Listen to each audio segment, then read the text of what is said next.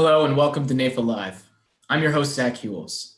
We are pleased to be virtually participating in the NAIFA Colorado Annual Conference today. Keep in mind that during today's presentation, if you have any questions for the speaker, please use the Q&A feature at the bottom of your screen.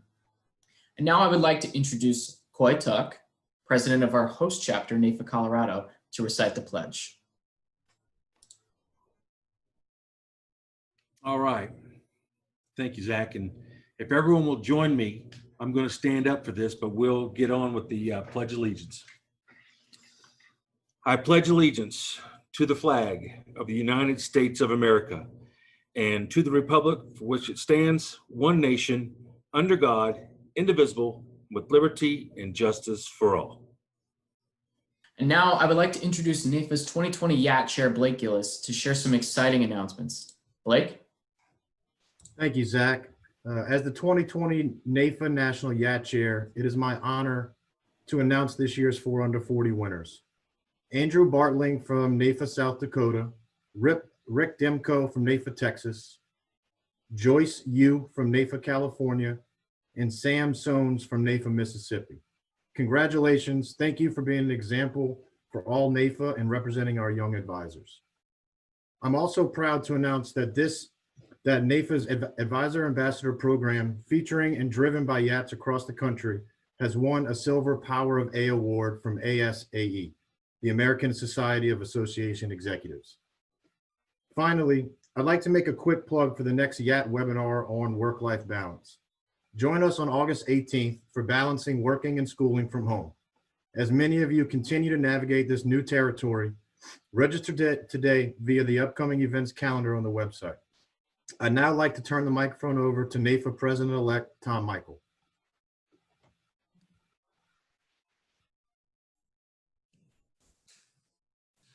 Thanks, Blake. Really appreciate it. And on behalf of NAIFA and the NAIFA Board of Directors, congrats again to you and your bride on the birth of your son this June. I'd also like to do a big shout out to NAIFA Colorado and their virtual conference, which is going on. My congratulations to all the efforts that went into it in furthering and advancing our cause. Hope it all goes great for you, and thanks for joining us today. In regards to Blake and our YATs, it's just so great to be part of an organization with so much youth. And I'm so enthused about the fantastic news that Blake just shared with us about our young advisors. First, again, congratulations again to Andrew, Rick, Joyce, and Sam. Just what a wonderful accomplishment in your careers, and kudos to all of us from NAIFA National. And again, how about these NAIFA YATs for their achievement with this wonderful Advisor Ambassador Program. It's really a great step for us, and I'm proud of everybody that had a lot to do with that. So thank you to everybody and congrats. You know, I think it was FDR that said, you know, you can't always build the future for our youth, but we can build our youth for our future. And I think that's what we're doing with NAIFA. In case you didn't know, our Performance Plus conference scheduled for October 1 to 3rd is another victim of the COVID pandemic. And it's sad, but we're moving on. And so in case you didn't know, please mark your calendar for our virtual conference, Performance Plus Purpose, which we've entitled Power the Possible. This conference, again, will be October 6th to 8th. And each day we will start at 12 Eastern and go to 3 p.m. Eastern time. And we'll have 3 great keynote speakers each day, and then interactive breakout sessions, 12 different interactive breakout sessions over the 3 days that I think will be appealing to all. Registration's going to open soon, next week, so you don't want to miss another great virtual event from NAIFA. Now, on to a fun note. As most of you may know, we put together a new mascot for NAIFA that we will use in our membership marketing, including NAIFA PAC fundraising, on and on and on. And we asked the membership to name him, and we had many suggestions, and I get to announce the winning name. Drum roll, please. The winning name is Victory. Now, this is the first I've heard about Victory. Excuse the man in the back there. And what a great name, if I have to say so myself. If you think about it, we achieve victory just about every day with our advocacy efforts. We achieve victory every day in advocating and furthering our profession through our education. And last but not least, we do victory every day for the clients and the carriers that we represent. So victory is the name. I think it's great. And you'll see victory in upcoming training materials and NAIFA PAC invites. That's all I've got for now. Thank you for joining us today. It's my honor to turn the program back to our chapter host from Colorado, Mr. Coy Tuck. Have a great day. Thank you, Tom. I appreciate that. And you know, it's a whole different world for everybody to do virtual meetings and to join on those and to be able to understand that technology and get it going for themselves. So we just did it for our state. So we tied in our state conference with this NAIFA Live. So yesterday and today we had our first annual virtual state conference, which we now will do many virtual meetings and try to do some live ones as we go through the next year. But I'm here today to introduce our speaker, and I want to say thank you to everybody who's logged in. We're over 110 people who've logged in to listen to this today, and so that's a good thing. Pass the word to everybody that this NAIFA Live is the new way that we're going to get relevant content out to you, so you can go back and look at past ones and make sure you do that, because there's some good stuff out there. And you know, this month, as we get to host this, and you know, along with our conference, it's really neat, but I'm here to introduce our keynote speaker, and that's Dawn Wolfgram. Now, she was born and raised in Iowa. Dawn began her career in the financial services in 1987. And she's not only been in the financial services, but she's been a leader in the people business. Dawn spent much of her career empowering professionals to overcome obstacles and to celebrate their vast contributions to the world. So Dawn is also a frequent guest speaker at local and national events, and she is currently as the national president of one of NAIFA's advisory partners, and that is Women in Insurance and Financial Services. And she's also a past president of NAIFA Johnson County, which, you know, all that makes her a Kansas City Chiefs fan. You know that for sure. Anyway, she's the first female in the Principal Financial Group history to be named Regional Managing Director and oversees the Kansas City St. Louis Business Centers for Principal. Ladies and gentlemen, please join me in welcoming Dawn Wolfgram. Thank you, Dawn. Thank you.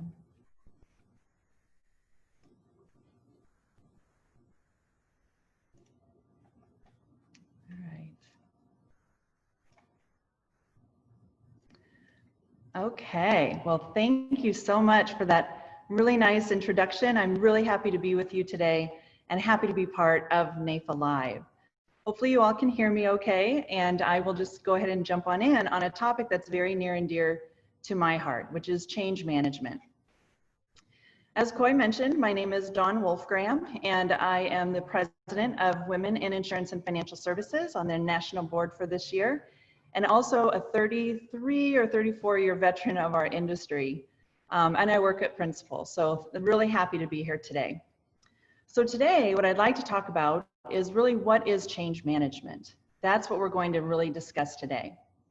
If we were to look at the true definition of change management, it reads this way. Change management is the discipline that guides how we prepare, equip, and support individuals to successfully adopt change in order to drive organizational success and outcomes. You could go to school for it. Cornell actually offers a certificate program in change management. MIT offers a degree in organizational change management. Today, unfortunately, you're not going to earn either a certificate or a degree, but I do want to share some experiences that I hope you find helpful as you refine your skills around helping your teams and your clients through change. Managing change is not rocket science. In fact, it's not a science at all. It's an art. Whether it's a science or an art, it really doesn't matter. The good news is that as a leader, we can learn to master this art. So if we allow ourselves to understand the feelings and emotions tied to change, that's the secret. Another way to say it is the art of managing change, whether it's as a leader in your workplace or as an advisor working with clients, it comes down to understanding how people feel about change. It's also important to understand that people have very different reactions to change. You can see by this picture, which is one of my favorite pictures, that all of these kids are experiencing the same thing, yet each one has a very different reaction. There are also oftentimes two primary camps, that if one side says, if it ain't broke, don't fix it, versus the other side says, change, evolve, or die. Both mindsets could get us into trouble because of the polarity of the sentiment. However, I think we all know intellectually that there is a huge risk to not changing. So some changes, of course, make us feel good. Changes like getting a promotion, moving to a nicer home, becoming a parent, or getting married. But the changes that require our artful management aren't those kinds. What we really are focusing on today are the ones that can sometimes upset us, the changes that are even sometimes scary. Those are the people that will essentially resist that change, and that's what we're going to talk about today. So as we discuss change management today, I'm really going to be talking about it for two different audiences. One is how we manage change with our teams, and the other is how we manage change with our clients. But let's start with teams. As a leader, our job is to help people thrive in an ever-changing world, right? Well, I think we can also agree that people are our most important asset. They deserve to be set up for success, and it's up to us to help them do that. So it's up to us to help them see themselves in the new world, and hopefully, if possible, get them to feel good about it. If we can do that effectively, then we will increase their likelihood of success. When we successfully help people navigate through these changes, it bolsters our culture. It increases people's satisfaction on the job. So I'll share some statistics with you. Recently, there was a Columbia University study, and it showed that the likelihood of job turnover at an organization with high company culture is only about 14%. Contrasting that with cultures, or with companies that have low cultures, at nearly 50% turnover, you can see there's a huge, huge difference. Some more statistics is that happy workers are 12% more productive than the average worker. Unhappy workers are 10% less productive. So that's a 22% swing right there. And then of course, unhappy employees, according to the Department of Economics at the University of Warwick, they're claiming that unhappy employees cost American businesses over $300 billion each year. And then lastly, a Journal of Economics article reported that staff who feel valued and respected outperform their competition by 20%. And they also earn more than their peer firms. So all of these stats just to illustrate the point that as we help pave the way for our teams through change, embracing that change inside of a healthy culture, it's not only the right thing to do, but it's also the most profitable for the company. So simply put, it's up to us to help them see the new world, to see their role in it. And if possible, get them to feel good about it. And if we do, it will increase our likelihood of success, both for us and for them. I'd like to share a story from my own experience. So our company recently went through an office overhaul, a remodel in select locations across the country. So as leases were coming up in different parts of the country, those were the areas that were selected to go through this remodel. The remodel was to move away from personal private offices and into more of an open air collaborative workspace. So you can probably imagine how there were varying emotions with this move. How it might feel for somebody that's been in an office all their career to be booted out and moved into a cubicle type of a setting. So a lot of our advisors, a lot of our team members worked hard to get their own office. It represents a lot to them. It represents success, it represents accomplishment, it represents status, and it became part of their image, right? So when we announced that we were moving to more of an open air collaborative workspace, and they were told that they would no longer have offices, private offices, some of them felt a real sense of loss. They also felt disrespected, and they also, some of them felt like they were almost being punished. Definitely none of those things was the intent. These feelings, however, are real, and we cannot ignore them, expecting to have a positive change experience. We have to embrace them. We have to face these emotions. Remember, the art of managing change comes down to understanding people's feelings about the change. And we have to work to understand that, embrace those emotions, and from there we can help navigate to a successful outcome. So St. Louis is one of the territories that underwent these office remodels. St. Louis just happens to be in my territory. So what we did is we focused on helping them see what that new situation would look like. You know, logically, of course, we were actually, our lease was up, so we had to move. So logically, they understood the need for the move, but emotionally, it caused them to fight it. So in addition to sharing the why and the how, why we were moving and all those kinds of things, we really tried hard to make them feel good about it. Were we 100% successful at that? Excuse me, no, not 100%. But most over time began to buy into it and actually became excited about the changes. Along with the remodel came enhanced technologies, new furniture, a fresh new look and design, and definitely better amenities. So I'm going to share a video here.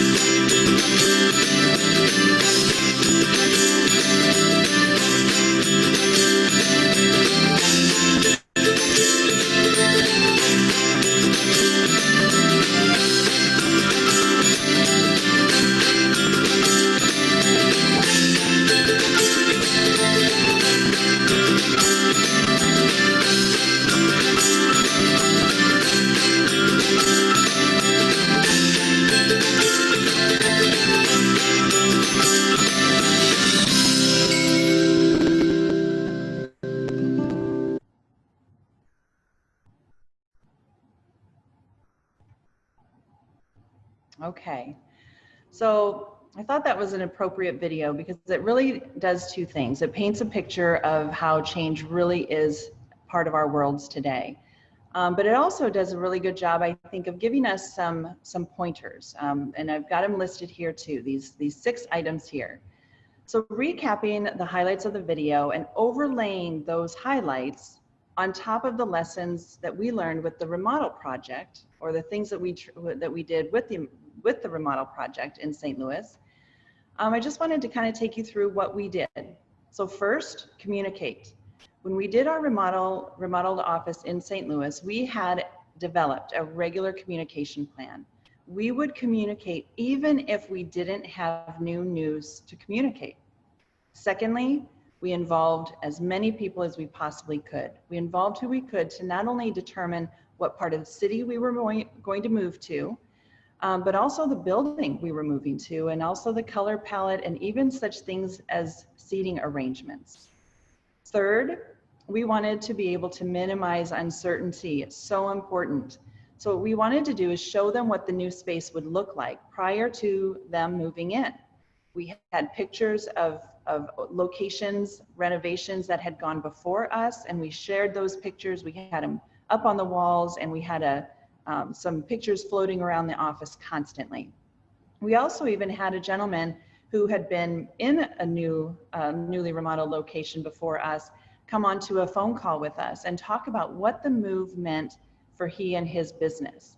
And so just sharing those experiences was really important, so that, again, we were trying to minimize that uncertainty of what is this new space going to look like, and can I really operate effectively in it. Fourth, celebrating. It's one of my favorite things.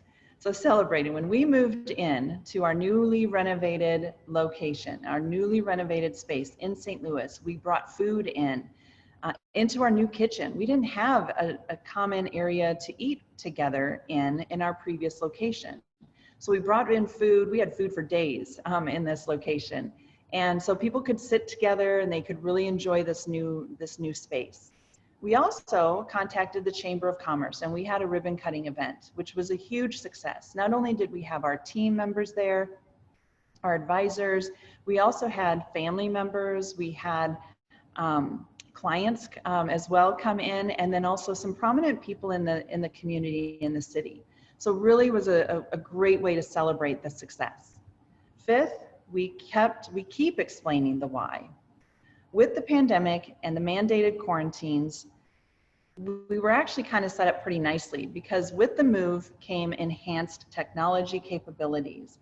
We went paperless prior to the move. And so when we continue to share the why, that as the pandemic continues, we have really been able to tout the fact that it really gains efficiencies by going paperless and doing some of the other things that we did as enhancements for the move.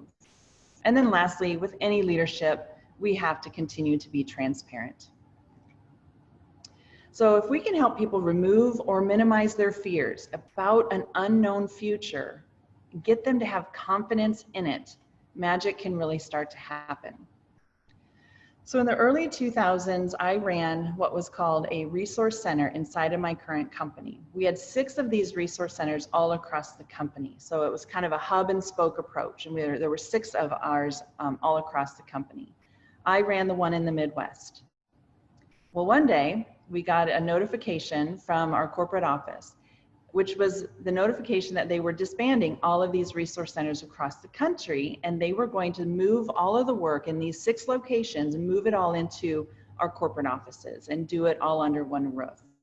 Well, this meant everyone in the resource centers lost their jobs, including me. Well, because of the role I played in the resource center, I was the one person that was working with our HR team in coordinating when and how the message would be delivered to our teams. You can imagine there's a lot of things that go into this discussion. This is about people's livelihoods, people's lives and their jobs, and it's something that, of course, we all take very seriously. But corporate decisions are made, and this change was happening no matter what. So in these daily conversations I was having with our HR team, at one point, the lady I was talking to questioned me, and apparently she was concerned with my attitude, but it might not be what you think. Apparently I was handling the news really, really well. And so she asked me one day, she goes, "Dawn, you do know that you're losing your job too, right?" Well, of course I knew. I really wasn't concerned. I had faith in my ability, and I could see myself in that new world, as uncertain as it was. And I was okay with it. Basically what I did is I took a look at what would be the worst case scenario that could happen. And if I could get comfortable with that, then everything else didn't matter. I knew that I would be okay. In fact, I looked at this change as an adventure, a chance to do something new and different, something I probably wouldn't have gone and done on my own without that little nudge. So I really was looking forward to the change. Unfortunately, not everyone felt the same. Emotions varied significantly.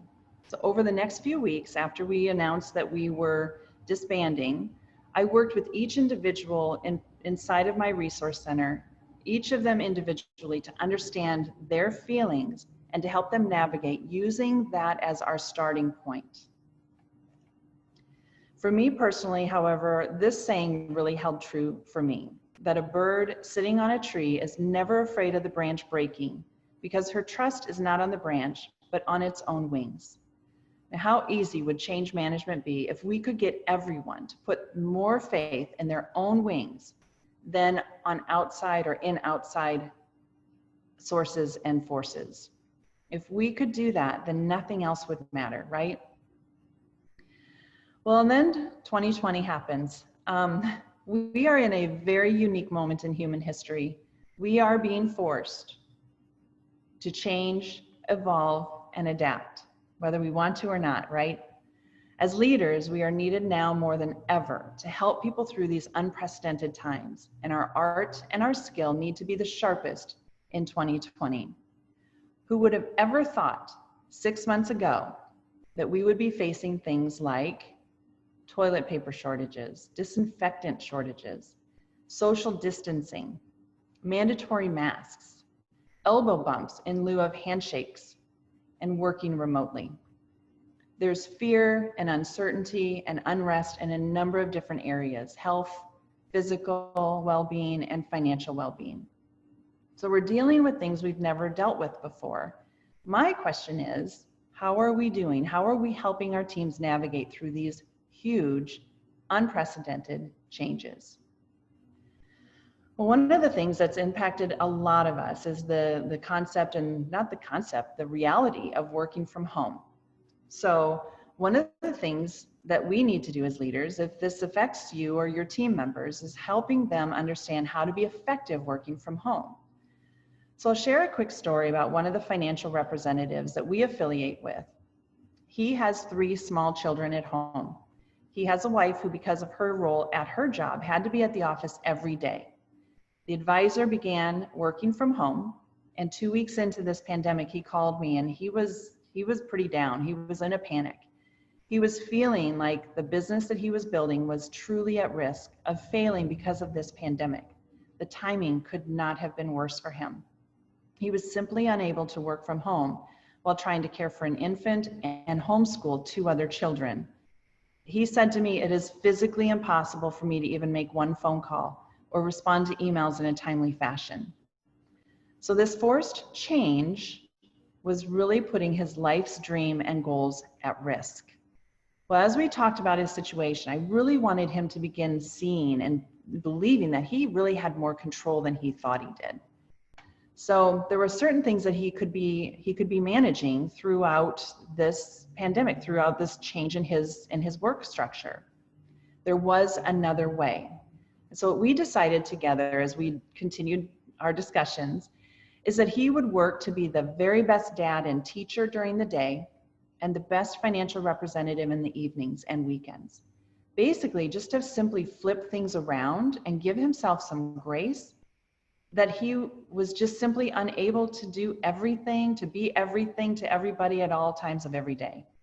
It's just not a realistic goal. So when he started to kind of flip-flop and think about his time at home and his time at work, thinking about them differently and just putting them on a different time schedule, he really had more control than he thought he did. Another thing we can do is help our teams balance work with wellness while our routines and our scenery may have changed. So when our offices closed down or shut down and our associates were asked to work from home, we began a daily email communication, which included a wellness corner, a section that gave people ideas on what they could do to ensure health and mental strength. All of this was done with the idea of helping people adapt to that new norm. So if we were to utilize the formula shared in the earlier video and overlay it with operating in a pandemic environment, how would you rate yourself in these 6 areas? How are you communicating? Do you have a communication plan with your team, and is it effective? Number 2, how are you involving them in establishing new procedures in this new world? Are you getting best practices? Are you sharing them with other people? How are you involving them in the pandemic, in operating in a world of pandemic? Number 3, what are you doing to help minimize uncertainty? For example, a lot of us are using electronic virtual tools like Skype or Zoom or Microsoft Teams. Are you testing them on their use of these tools? Are they comfortable, or are they still a little bit uncertain about using these tools effectively? Number 4, are you celebrating? Don't forget to celebrate. It's important to celebrate successes. And so things like doing virtual happy hours or highlighting successes in a monthly or weekly email or something like that. How are you highlighting weekly or monthly successes among your team? Number 5, keep explaining the why. So naturally, the why around why are we having to stay home? Why are we in the situation that we're in? We can't necessarily answer all of those questions. However, there are some things that you can do to continue answering why certain things are set up a certain way. So don't forget to do that. And just like with anything in leadership, staying and being transparent. How are you doing in that area? Do your team members feel that you're being transparent with your information? It's really, really important. So I would challenge you, as you're looking at how you're navigating change, AKA the pandemic, how are you doing in these 6 areas? Okay, so now let's pivot and talk a little bit about the work we do with our clients. I want to start with this as a premise. I want to start with this as a basis for our conversation around the work we do with our clients. And it is, man's greatest drive is to repeat the familiar, or a more politically correct statement would be man and women's greatest drive is to repeat the familiar. Change is scary. It's why people stay in bad situations, in a job that they hate, with an abusive partner maybe. Better the devil you know than the one that you don't. But that, of course, presumes that both options are evil. What if there's good on the other side? So it is about emotion. And as advisors, we work with numbers, projections, math. We work with products and solutions and features and benefits. But more importantly, we work with people. And people are driven by emotion. So many financial service advisors their point of view might be is to figure out how to take the emotions and feelings out of their planning. I suggest this is the wrong goal. I believe as advisors, we should accommodate these feelings instead, because we are about to embark on massive changes with our clients. We can probably all agree that when we look at ourselves in the mirror, we all have both good and bad habits, things that we know we should keep and things that we know we should change. It's no different with our clients. But habits are our familiar. How do we get a client to change a habit? Again, man or woman's greatest drive is to repeat the familiar. Another way to say it is that humans seek comfort in the familiar.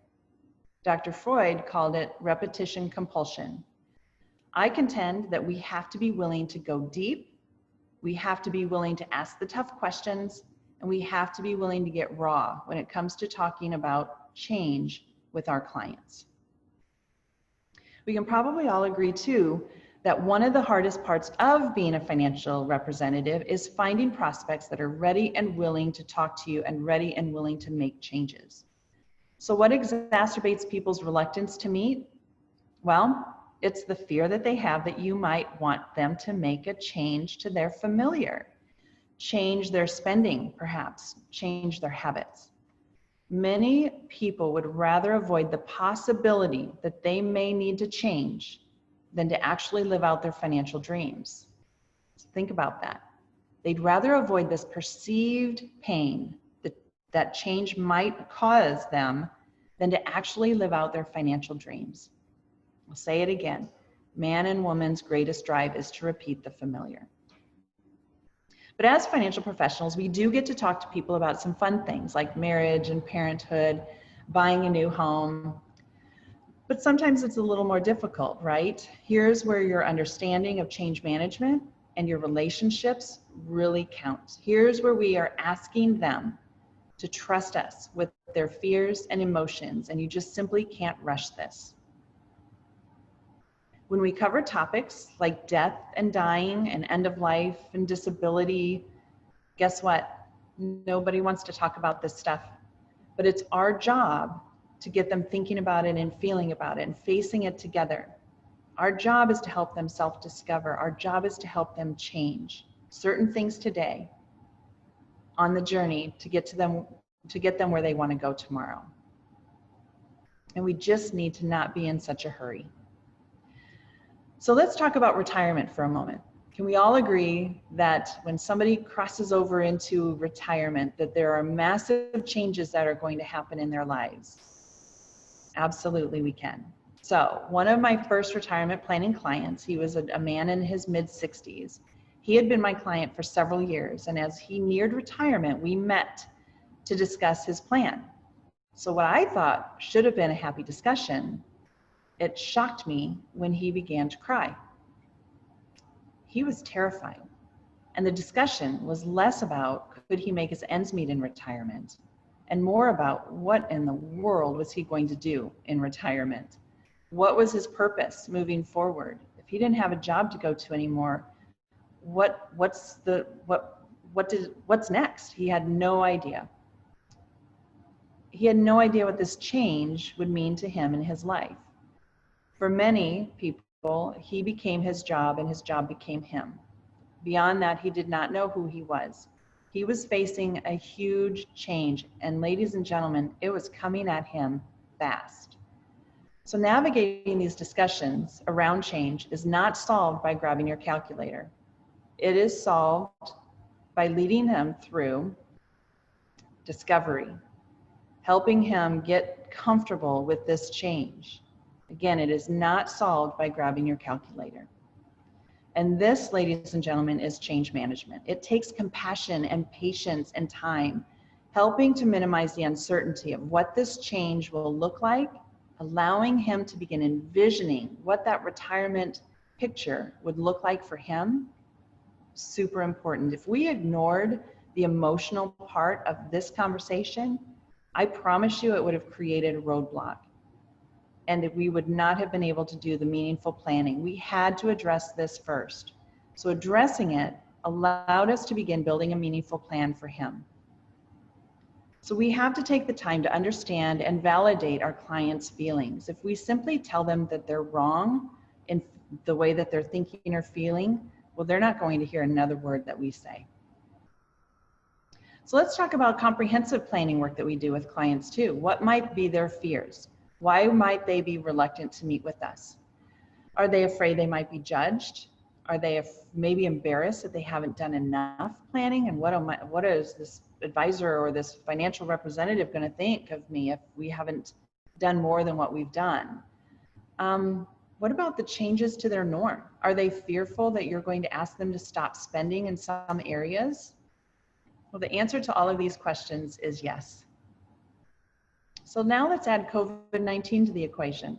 Our job is always about breaking through our clients' preoccupations to get their full attention while we're doing our planning, while we're finding out what their dreams and what their goals are. It's to break through that preoccupation. However, now this job is bigger. It's larger. Their fears are real as they're living in a world that is so different than it was 6 months ago. So doing the same good work will require us to do more because of COVID. We are now having to juggle between our communication, our technology, and people, not to mention social distancing and everything else that's come along with the pandemic. We have to now, more than ever, meet people where they are. So the bottom line is this: it's our job to help clients through change by holding their hand as they see the new world, meeting them where they're at, validating how they're feeling, and taking the time and the care to help them navigate moving forward. Did you know there's a direct correlation between medical malpractice suits and the amount of time a doctor spends with a patient? The more time, the fewer the lawsuits. That extra time makes a patient feel listened to, cared about, and valued. And guess what? It works in our industry too. It builds trust in spending that extra time. So when we take the time to help our clients understand, navigate, and build the trust, they can start to feel confident about their future, even if it requires making change to that familiar. Now, I'm not naive enough to think that change is easy and that if we just simply want people to feel good about something that they will, right? It's not going to be all stickers and ponies and smiley faces and all of that. It's just not that easy. We cannot believe that just simply because we want somebody to feel good about it, that they are going to. It's not always possible. So I'd like to introduce to you a concept, and many of you have probably already heard this, but I'm going to contrast this with change management. So who in here, I guess, who out there, I should say, has heard of the Stockdale paradox? Well, James Stockdale was a senior naval officer, and he was held captive as a prisoner of war in the Vietnam War for 7 years. His philosophy has been shared, it's been shared many times, and actually became even more famous by Jim Collins in his book, Good to Great. But his philosophy, which I'm going to share with you in a second, it's what kept him alive during the most difficult of circumstances. And here it is. It reads, retain faith that you will prevail in the end, regardless of the difficulties, and at the same time, confront the most brutal facts of your current reality, whatever they might be. This is what's known as the Stockdale paradox. Now, let's break this down and assess how this concept can be used to help us with change management, knowing that we simply just can't make people feel good about changing or about their circumstance. So first, as we're working with our clients, we must take the time to learn about what they want out of their lives, to build that relationship, to build that trust, to give them hope so that they have faith in what their future might look like. So getting them to see their futures will help them build faith and trust around their dreams. And you want them to have faith, while at the same time, helping them to confront the most brutal facts of their current situation. So we've all worked with clients who sometimes have an unrealistic view of their financial futures, or clients who are in a situation where maybe they got a late start in saving for their futures, or maybe they're just not on track for whatever reason towards their financial goals. Well, this can be a scary conversation for them, a scary time for them. And they may have to endure, these groups may have to endure the most change today to get them to where they want to be tomorrow. If we can work with them, give them hope, while giving them a clear path of what needs to be done today to help them achieve their goals for tomorrow, well, that's how the Stockdale paradox fits. Now, I want to introduce another concept that you can use with both your clients and your teams, because change can cause stress in both audiences. I'd like to give you a powerful yet simple formula to use. So when people are stressed due to change, one way to help them through it is to employ a powerful concept introduced to me by a company by the name of Vision Pursue. If you don't know of Vision Pursue, I would challenge you to look them up. They are a phenomenal company that works with top performers, professional sports teams, professional sports athletes, high-level executives, and so many others on enhancing performance through psychological and actionable mindfulness training.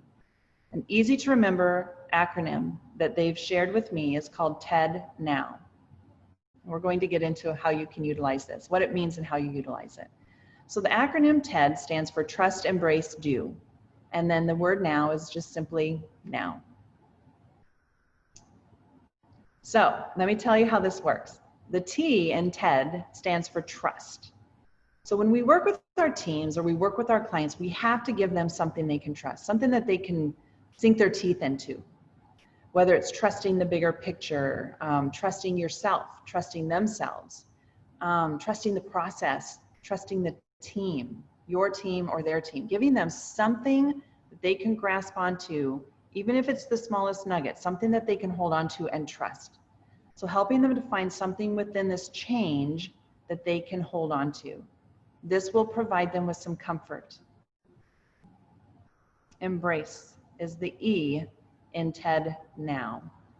So embracing emotions, embracing the situation, embracing the opportunity. If you can start to talk to your teams, if you can start to talk to your clients about embracing whatever situation exists or whatever, maybe there's an opportunity that exists, and getting them to really visualize them in this situation and them with an opportunity.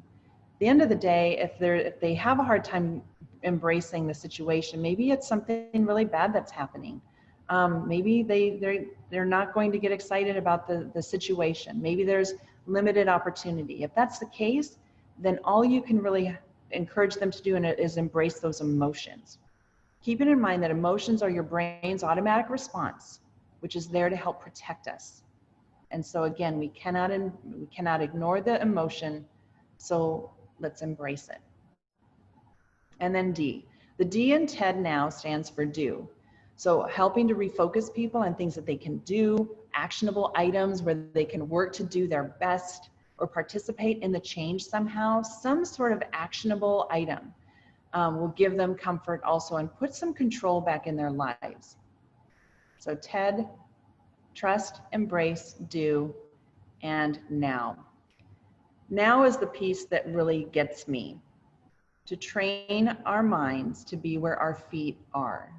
Now, this is something I struggle with, always have, but it's a constant thing I continue to work on for myself. To train my mind to be where my feet are, to be in the moment. It's about being present and not getting lost in what could be or getting worried about what might happen. So again, understanding your team, understanding your clients, understanding what they're feeling will help you to kind of pull them back and get them focused on the here and now.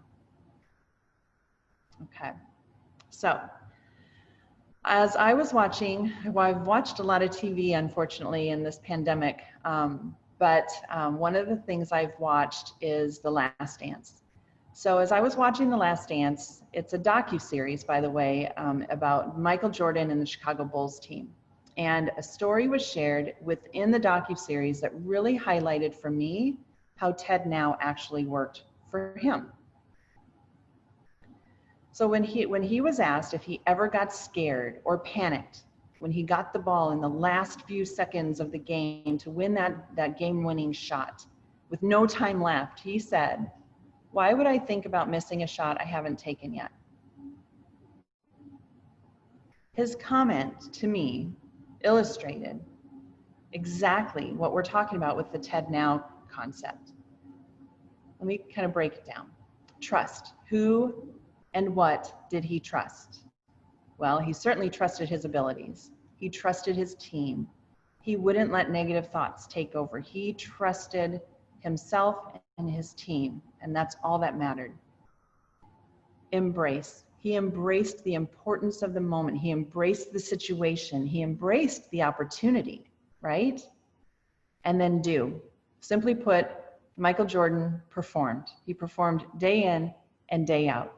So the do was pretty simple. He just performed. And then the now. So Michael Jordan was not worrying about the last shot he took, worrying about a shot where he got fouled on. He wasn't worried about a future game. He was in the here and now, and nothing else mattered. Nothing else mattered other than that current shot at that particular moment. Being in the moment and letting himself be right then and there. His mind was where his feet were. Maybe this approach allowed him to be the greatest basketball player of all time. For the rest of us, I think we just know that we can absolutely rise to meet the challenge, and we can help others do the same. So, change management, I mentioned earlier, is an art. It's an art that you as leaders and as financial professionals, you can refine. We all can refine. I hope you've been able to take some thoughts and ideas that will help you as you work with people in navigating change.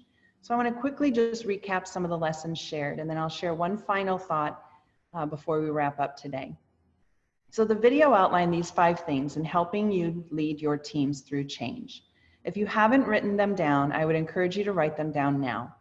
Communicate, involve them, minimize uncertainty, celebrate successes, keep explaining the why, and being transparent.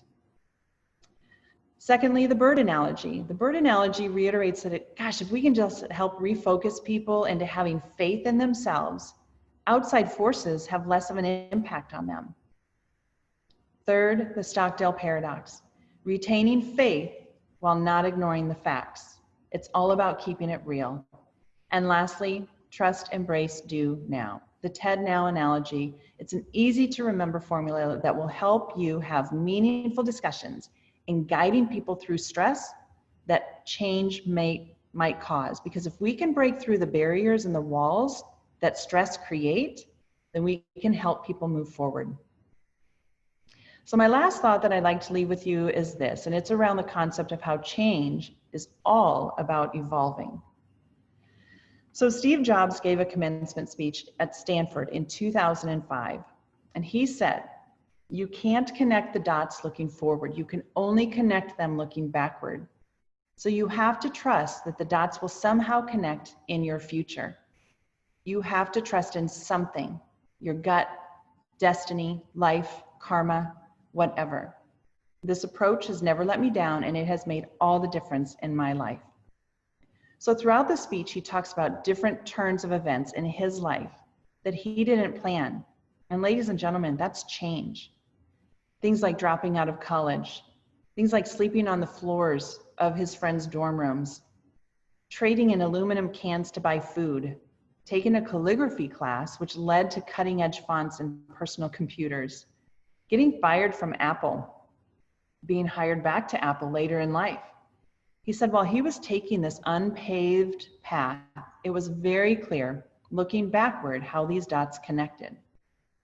But it was impossible to connect the dots looking forward. Understanding this and believing that the dots will connect down the road for you will give you the confidence to thrive, even if it's not on the path you've drawn out for yourself.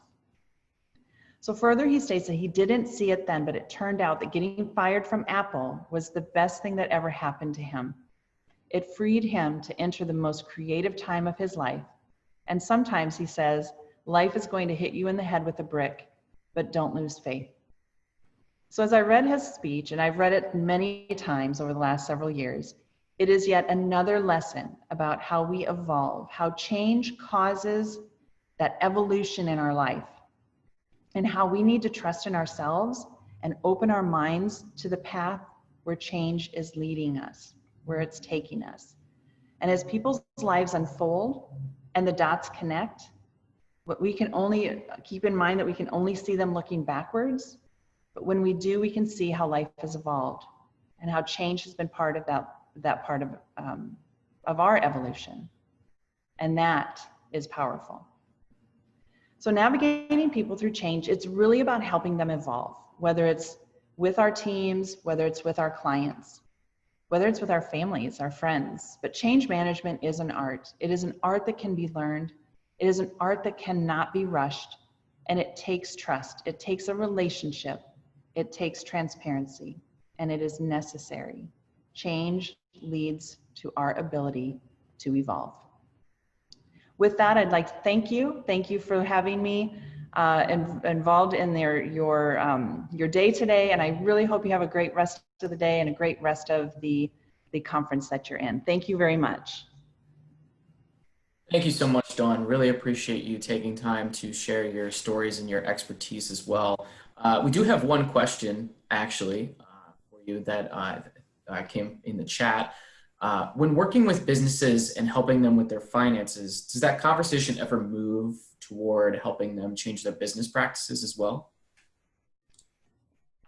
My opinion on that is absolutely. I think it can. I think that's part of our job, is to really, again, understand what they're trying to accomplish, taking that time to really learn what they're trying to accomplish.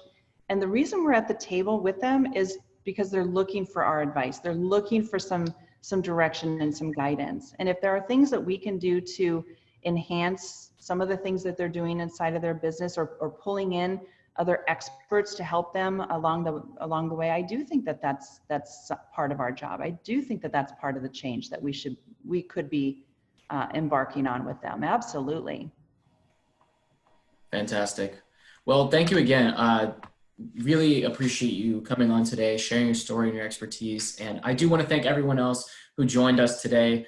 Keep in mind, today's session was recorded and it will be available on demand in the near future. And so visit live.naifa.org for future NAIFA live events and previous recordings as well.